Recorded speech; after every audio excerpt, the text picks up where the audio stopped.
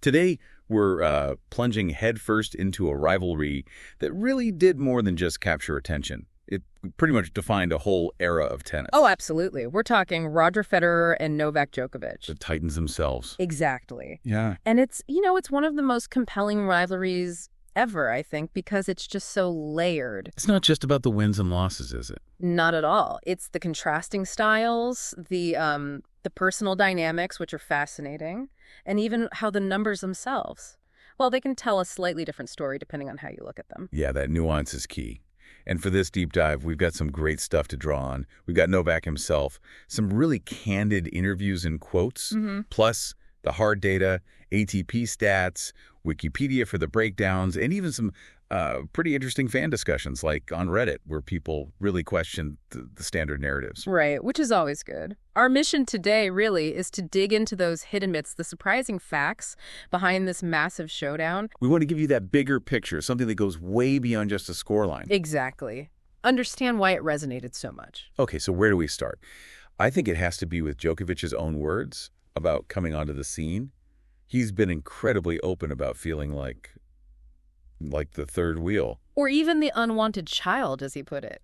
He was stepping into this world already dominated by Federer and Nadal, this established, beloved rivalry. It's quite a powerful image. It really is. And he said, quote, "I was never as loved as Federer and Nadal because I shouldn't have been there."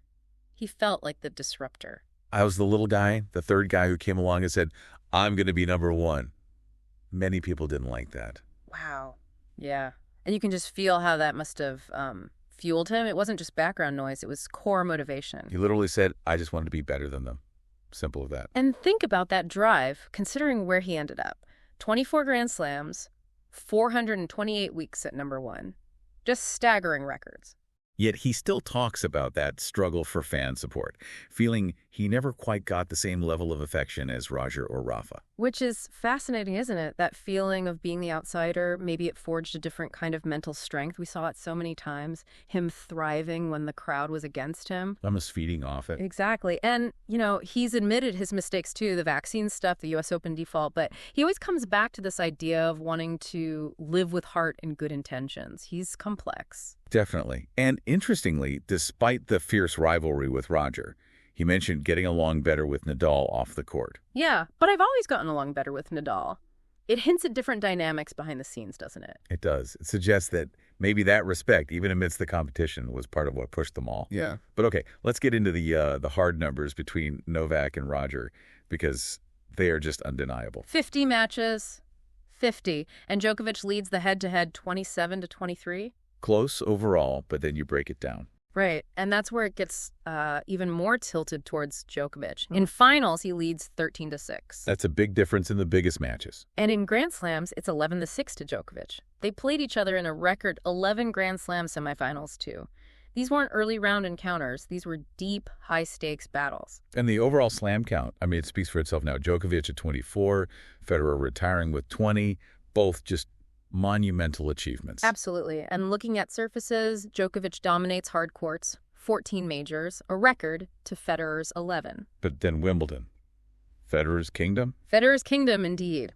8 titles, the record there, against Djokovic's 7, just shows Roger's mastery on grass. The stats keep piling up for Novak, though, don't they? Masters titles. Yep, Djokovic leads there, too, 40-28. And the ATP Finals, the year-end championship, he leads 7-6. And the big one? Maybe, for longevity and sustained dominance, weeks at number one. That's Novak's territory now. Yeah. 428 weeks, 8 year-end number one finishes. Just incredible consistency over such a long period. It overshadows even Federer's amazing record of 237 consecutive weeks at the top, which is a different kind of insane achievement. It really is. 2 different peaks, in a way. But they also share some incredible stats that just show how much they've dominated together. Like what? Well, they're the only 2 guys to have more than one season where they won 3 out of the 4 Grand Slams. Right. And they're also the only 2 to reach at least 8 semifinals at every single major. It just underlines their consistency across the board at the very, very top. But as you said, numbers aren't everything.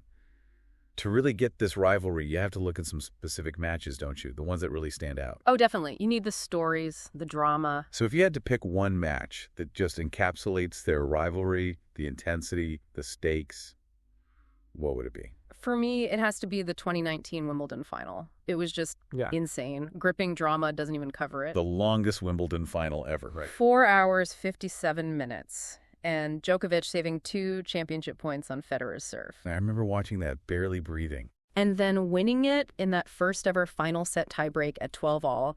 It was pure psychological warfare on center court. Djokovic even said later it was mentally a different level. Yeah. Tougher even than his marathon Australian Open final against Nadal.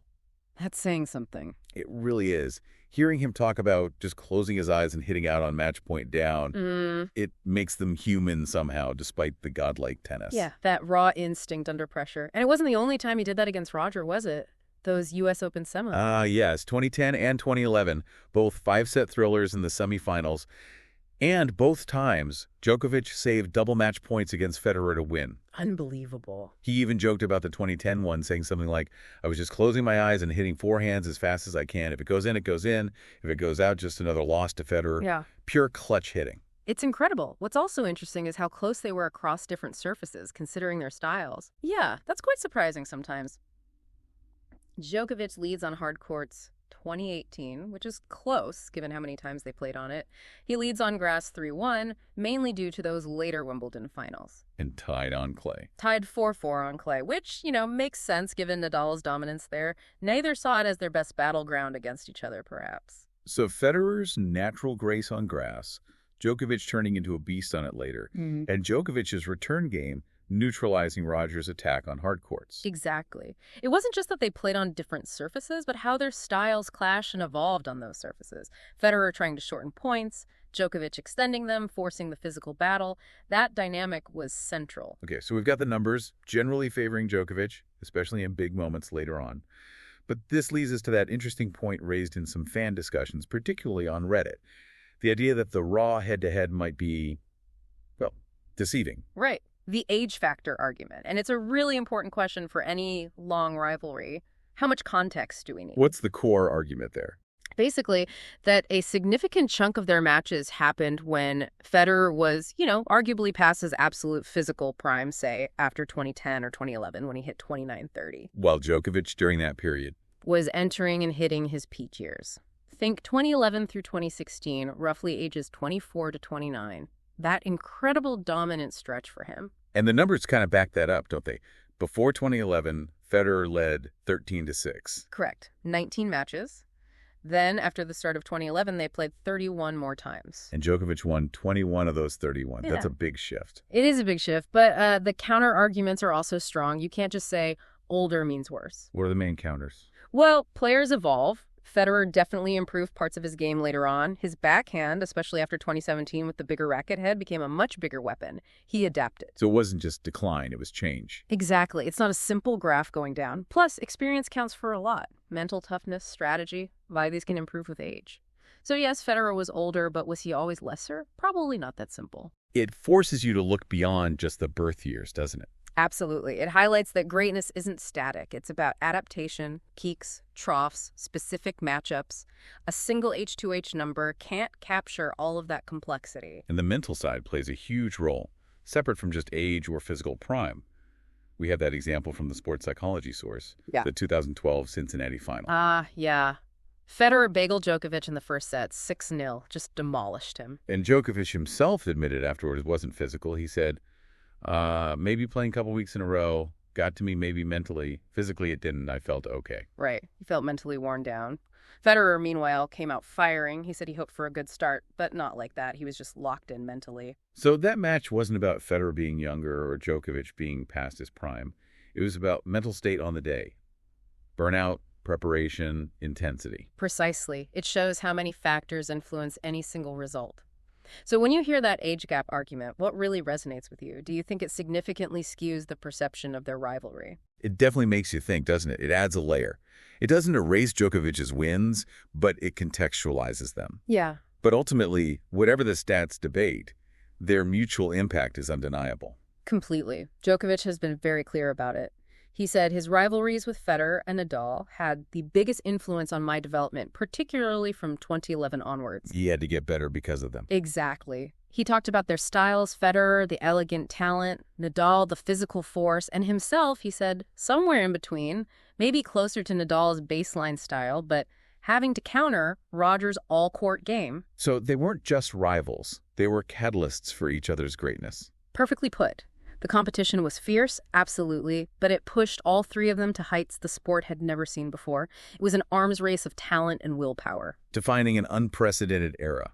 A true golden age. No doubt about it. Okay, so wrapping this up, we've looked at Djokovic's unique journey, that feeling of being the outsider driving him.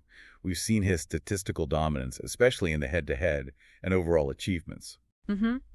We've relived some of those incredible matches, the moments that define the rivalry, like that 2019 Wimbledon epic. And we've unpacked that fascinating debate about the age factor and the mental game, adding that crucial layer of context to the raw numbers. And hopefully understanding all these nuances helps everyone appreciate just how deep and complex these sporting rivalries can be. It's rarely just about who won more matches. It shows how looking at the same data through different lenses can reveal different truths, right? Exactly. There isn't always one simple answer. So here's a final thought to leave you with.